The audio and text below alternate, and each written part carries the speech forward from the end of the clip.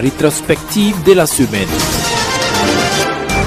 Le démantèlement des 3 groupes de délinquants a pu aboutir suite aux plaintes enregistrées pour agression à l'arme blanche suivi de viols et de vols avec effraction dans les lieux de commerce, de domiciles privés et sur la voie publique dans la ville de Ouagadougou. Le premier groupe est constitué des militaires radiés en 2011 et son acolyte qui, lui, est toujours en cavale. Le commissaire Saïbou Galbané, le chef du service régional de la police judiciaire du centre, explique leur mode opératoire. Ce groupe est actif dans les vols de numéraires. Il cible un établissement commercial dont le chiffre d'affaires quotidien est important. Identifie le gérant qu'il attaque à coups de marteau, s'empare du numéraire avant de fuir à bord de leur vélomoteur. 2 repris de justice et 3 autres personnes non encore appréhendées composent le deuxième groupe. Il se rend dans les lieux publics où il surveille les gens qui déposent leurs engins sans prendre de réelles mesures de sécurité au moyen des fausses clés dont il dispose. Il s'empare de l'engin. Quant au dernier groupe, il est formé de 4 personnes, dont 2 repris de justice. Il se déplace à 2 sur un vélomoteur dont au moins un est muni d'une arme blanche. Très tard dans la nuit, vous circulez derrière, quelqu'un vient vous assommer et il s'empare de votre engin et vos biens.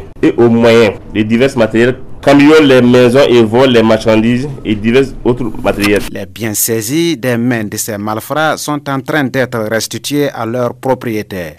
Les malfaiteurs, eux, seront présentés au procureur du Faso pour des suites judiciaires.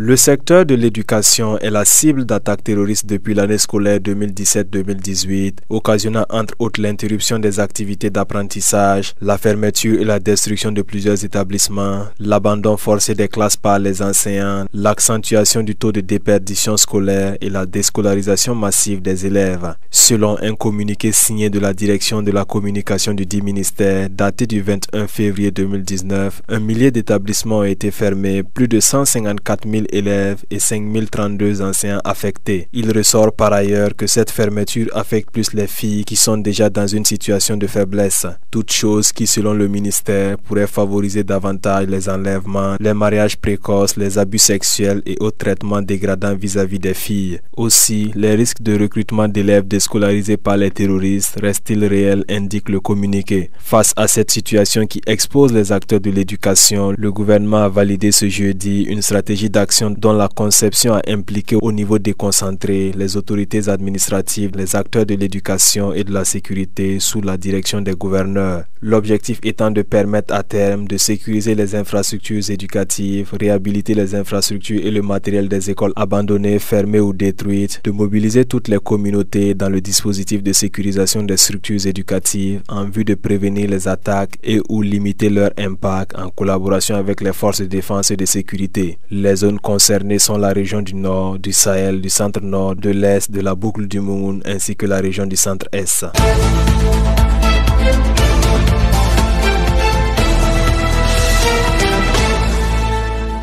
Les 22 et 23 février 2011, les élèves et étudiants de Koudougou et du reste du pays ont été victimes d'une répression barbare de la part des forces de défense et de sécurité alors qu'ils exigeaient vérité et justice pour l'élève Justin Zongo, rappelle la coordination des élèves et étudiants burkinabés SEB dans une déclaration à l'occasion du 8e anniversaire des événements de février 2011. Cette répression avait occasionné 5 morts dont 3 élèves, un étudiant et un apprenti mécanicien, note la structure. Si justice a été rendue à Justin Zongo avec le jugement suivi de sanctions infligées aux auteurs des actes ayant conduit à sa mort, la SEB estime que les autres camarades qui sont tombés pour ce combat la méritent également. C'est pourquoi la structure saisit ce 8e anniversaire pour réclamer justice pour ces martyrs qui, dit-elle, sont tombés pour la bonne cause, pour la lutte pour un état de droit véritable. C'est l'occasion pour le regroupement des élèves et étudiants de faire un diagnostic de la situation actuelle des libertés dans les universités, lycées et collèges. Dans les universités, écrit la SEB, les libertés sont constamment attaquées avec à la solde la présence de la police sur le campus en violation des franchises universitaires. Et dans les lycées et collèges, certains chefs d'établissement que la structure qualifie de zélés intimident les élèves qui s'organisent pour poser leurs préoccupations. En somme, la coordination dit condamner ces attitudes certitude qui, de son avis, sont de type moyenâgeux et de nature à transformer les écoles et universités en camps militaires. Aussi, la structure dit constater qu'en plus des conditions de vie et d'études qui s'empirent de jour en jour, on assiste à la fermeture de plus de 1000 écoles dans l'est et le nord du pays du fait des attaques terroristes, excluant ainsi des milliers d'enfants du peuple burkinabé du bénéfice du savoir. Ainsi, la SEB appelle le gouvernement à la prise de mesures idoines pour la résorption de cette situation. La coordination des élèves et étudiants burkinabés SEB regroupe l'Union générale des étudiants burkinabés avec ses sections et l'ensemble des structures des élèves sur toute l'étendue du territoire national.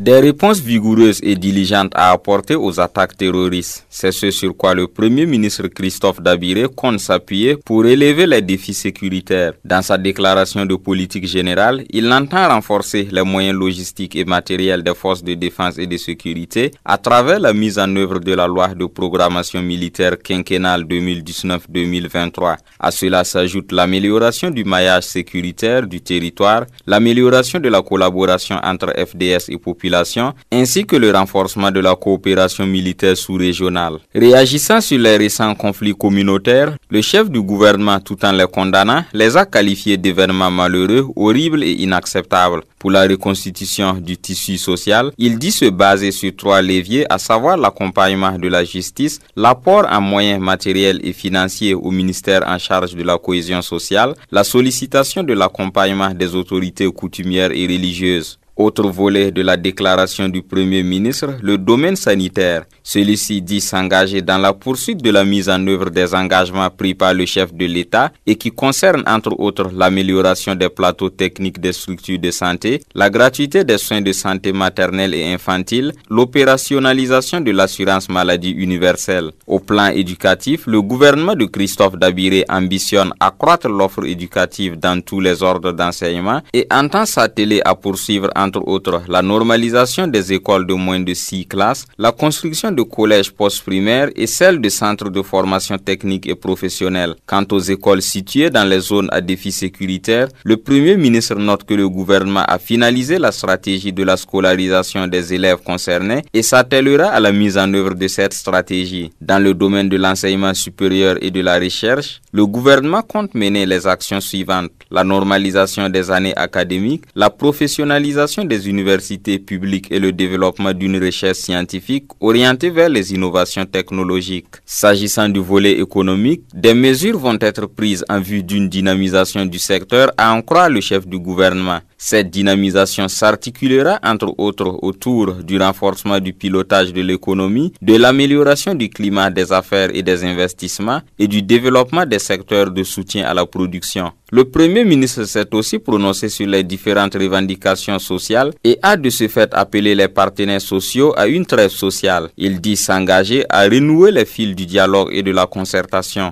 Christophe Dabiré s'est également penché sur la promotion de la bonne gouvernance et cela passe selon lui par la réforme des institutions et la modernisation de l'administration publique.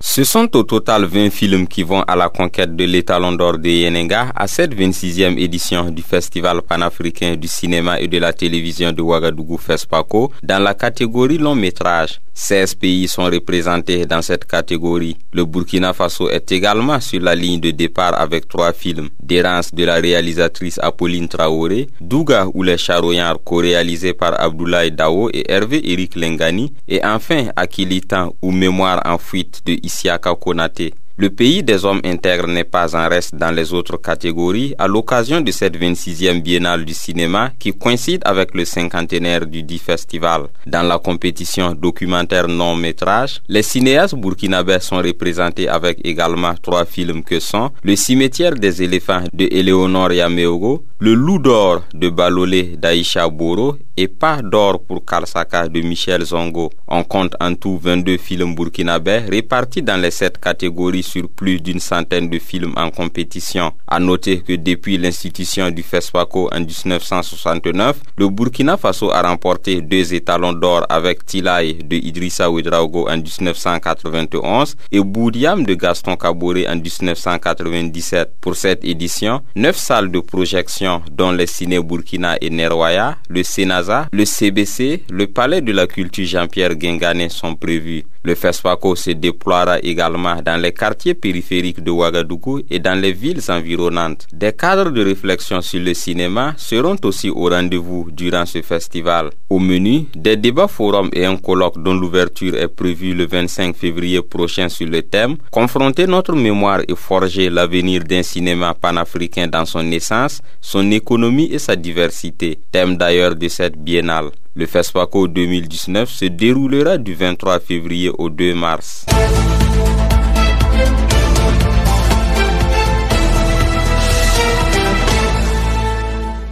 C'est parti pour 72 heures de réflexion sur les œuvres du réalisateur Idrissa Ouedraogo, appelé dans le milieu du cinéma le maestro. À travers ce colloque international, les universitaires vont mener des réflexions poussées et critiques sur le cinéma afin de permettre à la postérité de mieux connaître le cinéma burkinabé et africain. Foi du président du comité scientifique du colloque, Joseph Paré. Il s'agit aujourd'hui d'examiner cette production cinématographique sous différents angles. Après le colloque, nous allons produire une monographie et cette monographie nous permettra d'avoir des éléments, des réflexions à la fois théoriques mais aussi pratiques sur le cinéma. Pour le ministre de la Culture, des Arts et du Tourisme, Abdoul Karim Sango, ce colloque est sans doute une lueur d'espoir pour le cinéma burkinabé et africain. Il faut qu'on arrive à établir ce pont entre l'université et le secteur du cinéma. Parce que, comme je l'ai indiqué, c'est par la réflexion des universitaires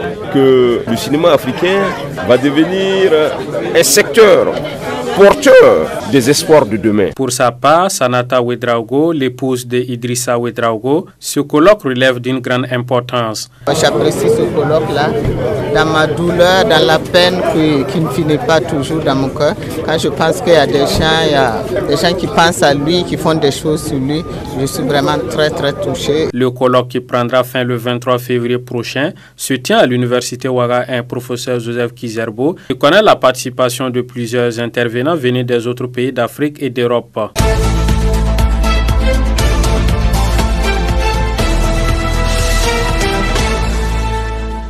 2 ans après la signature du protocole d'accord avec le gouvernement, le syndicat national des travailleurs de la santé humaine et animale SINSA dit déplorer et dénonce avec la dernière énergie ce qu'il qualifie de manœuvre dilatoire du gouvernement pour ne pas respecter sa parole donnée. Selon le conseil de direction du syndicat, les différents points du protocole d'accord sont jusque-là non respectés par la partie gouvernementale. D'abord, le SINSA note qu'au titre des carrières, les projets de statut particulier et des répertoires interministériels des métiers de l'État élaborés au niveau de la santé humaine et animale depuis longtemps, dorment encore dans les tiroirs du gouvernement. Au niveau des rémunérations, le syndicat dirigé par Pissiamba Ouedraogo affirme que l'augmentation de 20% du salaire de base et l'octroi d'indemnités qui ont fait l'objet du protocole d'accord signé le 31 janvier 2018 entre les syndicats de la santé et le Premier ministre de l'époque ne sont pas effectifs. Outre ces points, le SINSA a par ailleurs dénoncé ce qu'il qualifie d'atteinte aux libertés démocratiques et syndicales. Il déplore à cet effet la persistance des intimidations et du mépris vis-à-vis du syndicat. Le syndicat en charge de la santé humaine et animale dénonce également un manque de transparence dans la gestion des services qui se traduit par la non-effectivité de la relecture des textes relatifs à la participation des travailleurs aux instances des districts. À cela s'ajoute la situation de leurs conditions de travail qu'ils jugent peu reluisantes, caractérisées par l'insuffisance et le mauvais état des services, le non-fonctionnement des services d'imagerie médicale, des ruptures intempestives de consommables et le manque de personnel. Le syndicat note par ailleurs que cette même réalité au niveau de la santé humaine touche le domaine de l'élevage qui reste jusque-là stigmatisé par l'insuffisance en personnel, en infrastructure et l'insuffisance en matériel de travail et de logistique roulant dans les zones d'élevage. En somme, pour le SINSA, le gouvernement reste insensible aux souffrances des populations. Face donc à cette situation, le syndicat dégage comme perspective objectif une lutte dite vigoureuse et massive pour la mise en œuvre des engagements contenus dans les différents protocoles d'accord. Il appelle ainsi les travailleurs de la santé humaine et animale à suivre l'évolution de la situation et à se tenir prêts avec détermination et vigilance pour la poursuite de la lutte. La rétrospective de la semaine. L'audition du colonel-major Naba Théodore Palé en sa qualité de témoin a pris fin ce lundi. Dès l'entame de l'audience, c'est le général de brigade Gilbert Diendéré qui prend la parole pour dire son mot de fin après avoir écouté 3 jours durant l'ancien chef d'état-major général des armées adjoint. Il commence par affirmer son étonnement du fait que le témoin ait qualifié le régiment de sécurité présidentielle d'une armée dans l'armée. Il explique ainsi que depuis l'an 2000, un décret a été pris pour rectifier le tir en mettant le RSP sous la direction de l'état-major de l'armée de terre. Les affectations n'étaient pas par cooptation, mais plutôt sur la base de compétences individuelles, a-t-il poursuivi. Le général Diendéré souligne par ailleurs que le RSP a été dissous au profit d'une unité bizarre selon son propos. Parlant du groupement de sécurité et de protection républicaine, il indique que le fait qu'il soit composé à la fois de policiers, de gendarmes et de militaires pose un sérieux problème de commandement. Sur la question de l'indiscipline au RSP, le cerveau présumé du putsch martèle qu'il y a de l'indiscipline dans tous les corps. Il appuie ses dires par la présence aussi bien de gendarmes, d'éléments de l'armée de terre comme de l'air à la maison d'arrêt et de correction des armées Maka pour des raisons d'indiscipline. Relativement au rejet du putsch par la hiérarchie militaire évoqué par le témoin, le général Diendéré maintient toujours que si c'était le cas, la hiérarchie n'aurait pas accepté de maintenir l'ordre et demandé des moyens pour le faire. Il ajoute que le lendemain 17 septembre, pendant que tout était clair qu'il s'agissait d'un putsch, ils se sont une fois de plus présentés à une autre réunion au cours de laquelle il a été présenté comme étant le président du CND et a reçu les honneurs. Il termine son propos en signifiant que l'ancien premier ministre Yacouba Isaac Zida avait humilié la hiérarchie militaire au point d'impacter sur l'opérationnalité de l'armée burkinabé. À ce sujet, il affirme que c'est une honte pour l'armée d'avoir fait appel aux forces françaises et américaines le 16 septembre 2016 pour faire face à 3 terroristes. Prenant la parole, le colonel-major Palé dit comprendre le général dans ses propos puisque selon lui, c'est normal qu'une personne qui se noie se débatte. Il maintient toutes les déclarations faites initialement. Les colonels-majors Noufou Béréoudougou et Sibdou Léonard Gambo se sont par la suite succédés à la barre après l'audition du colonel-major Palé. Le premier, directeur général des statistiques sectorielles au moment des faits, explique qu'il était toute la journée au bureau lorsqu'il reçoit l'information qu'une réunion a été convoquée pour 16 heures et relative à la situation qui se passait au camp Nabakom 2. Le colonel-major explique qu'à la rencontre, le général Pierre Noma Zagré, chef d'état-major général des armées, introduit les échanges puis passe la parole au général de brigade Gilbert Diendéré pour relater les faits. Il explique que 3 raisons ont été avancées pour justifier la prise d'otages: l'exclusion, la refondation des forces armées nationales et un dernier point dont il ne s'en souvient pas. C'est après ces explications que le général Gilbert Diendéré demande selon lui à l'armée d'assumer, chose refusée catégoriquement et par les officiers et par l'ancien président Jean-Baptiste Ouédraogo. Après échange, un projet de message est rédigé avec comme contenu que la crise est le fait d'éléments du RSP, que les forces vives et les forces armées nationales mettent en place une commission pour résoudre le problème et le RSP s'engage à libérer les otages. Selon l'officier supérieur qui a été l'un des rapporteurs, le général Diendéré, après avoir pris connaissance du contenu, demande à partir avec le colonel-major Kéré pour consulter sa base. C'est ainsi qu'il bouge pour le camp Nabakom 2 et revient dire que les hommes ont rejeté la proposition. Le colonel-major Sibdou Léonard Gambo va également dans le même sens. Lui n'a participé qu'à une seule réunion, celle du 16 septembre, contrairement au colonel-major Béréoudougou. L'audience du colonel-major Sibdou Léonard Gambo se poursuit ce mardi au tribunal militaire de Ouagadougou.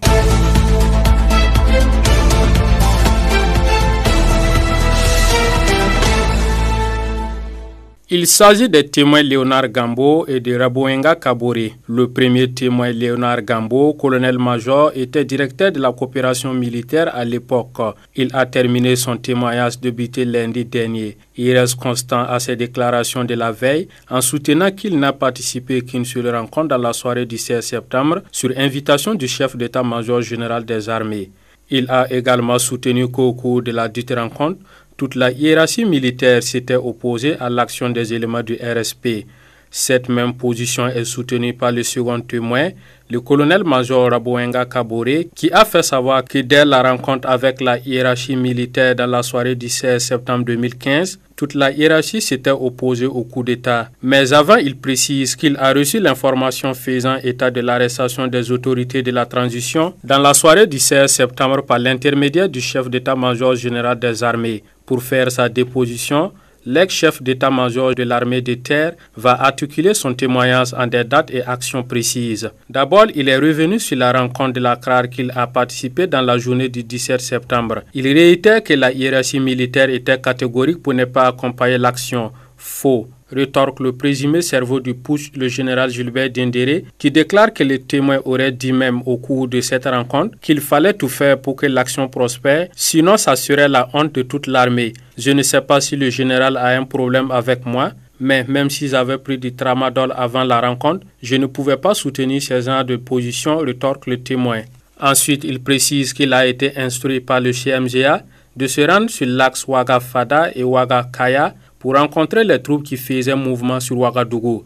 Il précise que ses missions étaient d'aller rencontrer les troupes pour leur assurer que la hiérarchie militaire n'était pas contre leur initiative et également de leur donner des dispositions à prendre pour la sécurité de leurs hommes. Là également, le général Diendéré et le colonel-major Bourema Kéré répliquent en affirmant que contrairement aux propos du témoin, il leur avait confié qu'il y allait pour stopper le mouvement des troupes qui venaient de l'extérieur. Pour le colonel-major Bourema Kéré, la hiérarchie militaire a été équilibriste et si elle a accepté, c'était par la suite lorsqu'elle s'est rendue compte que les troupes étaient déterminées à faire mouvement sur Ouagadougou. C'est de la récupération, conclut le général Diendéré. Ensuite, le témoin est revenu sur sa rencontre avec la troupe du RSP dans la journée du 25 septembre. Il précise qu'au cours de cette rencontre, les choses se sont bien passées avec l'intervention du chef de corps du RSP, le commandant Abdoulaziz Korgo, qui s'est montré très coopératif. Enfin, le témoin est revenu sur l'attaque de Kanabakoum dans la journée du 29 septembre. Il précise que cette opération a été menée minutieusement et avec beaucoup de stratégie parce que le rapport de force n'était pas en leur faveur et qu'il fallait passer par des moyens de dissuasion chirurgicale pour emprunter ces mots. Il précise également que si, à l'issue de cette opération, il n'y a pas eu de mort, cela était dû au professionnalisme et aux stratégies mises en place lors de l'assaut. Pour le général Diendéré, les témoins feraient mieux de mettre cette stratégie au profit de la lutte contre le terrorisme actuellement.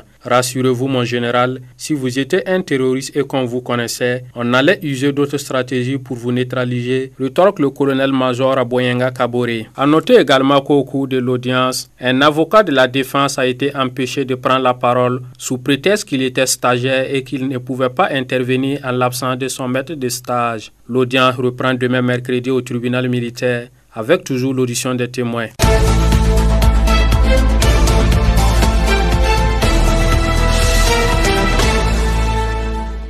Le général de division Honoré Nabéré Traoré et le général de brigade Oumarou Sadou étaient les deux témoins entendus ce mercredi par le tribunal militaire. Tous anciens chefs d'état-major général des armées, ces deux officiers généraux ne se sont pas fondamentalement opposés au général Gilbert Diendéré. Les points de désaccord restent l'opposition ferme de la hiérarchie et l'invite à renoncer au projet de coup de force depuis le 16 septembre ainsi que les allées et venues du général Diendéré et du colonel-major Bourema Kéré au camp Nabakoum 2 et au ministère de la Défense. Pour le général de brigade Honoré Nabéré Traoré, à la rencontre du 16 septembre, le général Diendéré a pris la parole pour expliquer que les éléments du régiment de sécurité présidentielle RSP ont décidé de mettre un coup d'arrêt à la transition, remettre le pouvoir à l'armée et repartir sur de nouvelles bases. L'argument avancé selon lui au cours de la réunion, c'était l'exclusion d'un certain nombre d'hommes politiques du jeu électoral, la dissolution du RSP et la nomination du premier ministre Yacouba Isaac Zida au grade de général de division, faisant selon lui un triple saut de 13 ans. Par la suite, poursuit-il, une proposition de la hiérarchie militaire est faite contenant 3 points, à savoir la libération des autorités, la mise en place d'une commission pour résoudre la question et un communiqué pour assurer les populations. L'officier général explique que le général Diendéré et le colonel-major Bourema Kéré sont repartis au camp pour faire le point aux hommes avant de revenir affirmer que les hommes ne sont pas d'accord. Mieux, il ajoute que le général a même dit que les hommes voulaient mettre en place un organe politique et avait une déclaration. Cet épisode est contesté par les deux accusés qui maintiennent qu'ils ne sont partis au camp que pour préparer la venue de la délégation. Le général de brigade Honoré Nabéré Traoré fait toutefois une déclaration qui satisfait le général Diendéré et les avocats de la défense.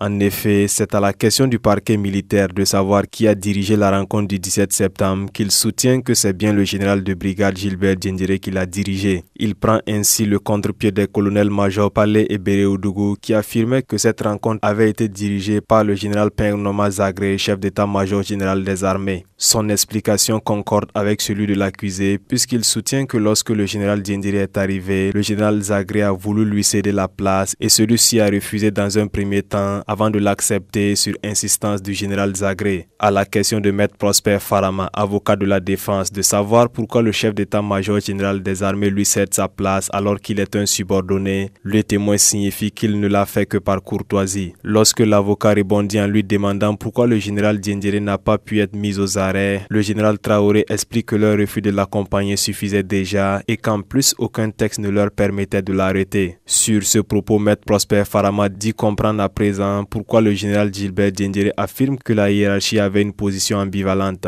Il ajoute qu'il a le sentiment qu'il y avait une sorte d'entente entre la hiérarchie et le général Diendéré dans le but de le laisser faire et se contenter de dire qu'on n'est pas d'accord. Autre élément ressorti en cette journée d'audience, le général Traoré semble n'avoir toujours pas dirigé l'épisode d'octobre 2014 où il a été détrôné par le lieutenant-colonel Yacouba Isaac Zida après s'être proclamé président du Faso au nom de l'armée burkinabé. Selon lui, ce fut le point de départ de toutes les difficultés de l'armée burkinabé et qui a abouti aux événements de septembre 2015. L'officier général souligne par ailleurs que c'est cette chien-lit qui s'est affirmée par la suite avec la descente des autres garnisons sans l'accord de la hiérarchie. Pour le général Gilbert Diendéré, le témoin sur la majeure partie des points rejoint ce qu'il affirme depuis. Il a tenu à remercier le général Traoré pour la sincérité de son témoignage. Avec le général Oumarou Sadou, le cerveau présumé du putsch dit n'avoir rien à ajouter après sa déposition. L'audition des témoins se poursuit vendredi au tribunal militaire avec le général Oumarou Sadou à la barre.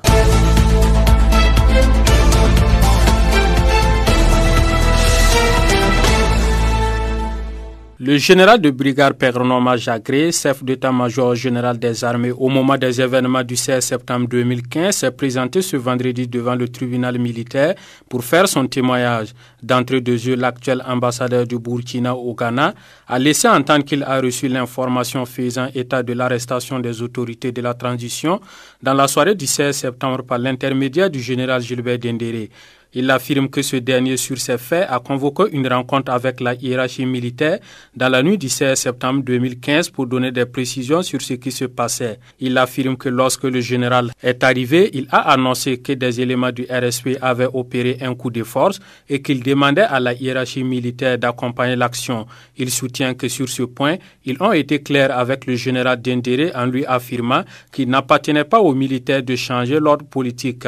Il explique que la hiérarchie militaire a proposé au général Diendéré d'aller consulter les éléments du RSP pour qu'ils laissent tomber leur action car elles ne pouvaient pas prospérer. Sur ces faits, il explique qu'ils sont allés à la rencontre des éléments du RSP qui malheureusement ont refusé d'accéder à leur requête. Il ajoute que c'est à leur retour au ministère de la Défense nationale et des anciens combattants après la rencontre que le général Diendéré a affirmé qu'il assumait le coup d'État et qu'il fallait que la hiérarchie militaire l'accompagne à travers le maintien d'ordre. Le témoin reste catégorique que tous s'étaient opposés à cette proposition du général Diendéré et s'efface donc, selon ses explications, l'obstination du général Diendéré a conduit l'action que la hiérarchie militaire a décidé de mettre une stratégie en place pour contrer l'action. Le général Peng-Noma Zagré soutient que le rapport de force n'était pas en leur faveur et eu égard de son expérience, il a jugé d'opter pour la négociation. C'est pourquoi dès le 19 septembre 2015, il s'était opposé à ce que les troupes extérieures fassent mouvement vers Ouagadougou car cela pouvait selon lui précipiter un affrontement entre ces éléments et le RSP. Il explique également que le général Diendéré a soutenu son action par 3 raisons en évoquant l'exclusion de certains candidats aux élections présidentielles, la loi sur le statut des personnels des forces armées nationales qui permettait à un lieutenant-colonel d'accéder au grade de général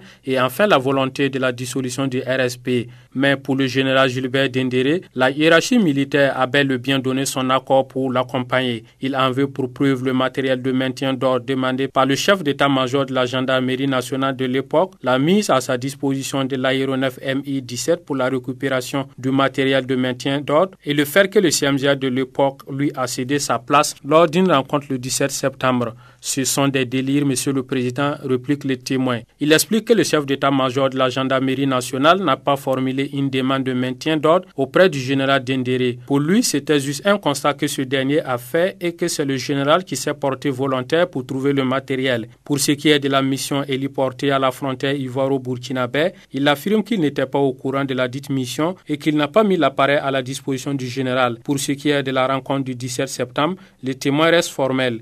Monsieur le Président, je n'ai pas introduit le général. Je ne suis pas un maître de cérémonie. Il explique que s'il a cédé sa place au général Dendéré, ce n'était pas une manière de lui faire allégeance, mais simplement pour qu'il soit à une position où il pourra faire face à l'assistance afin de mieux expliquer ce qui se passait. L'audition des témoins reprend le lundi 25 février au tribunal militaire.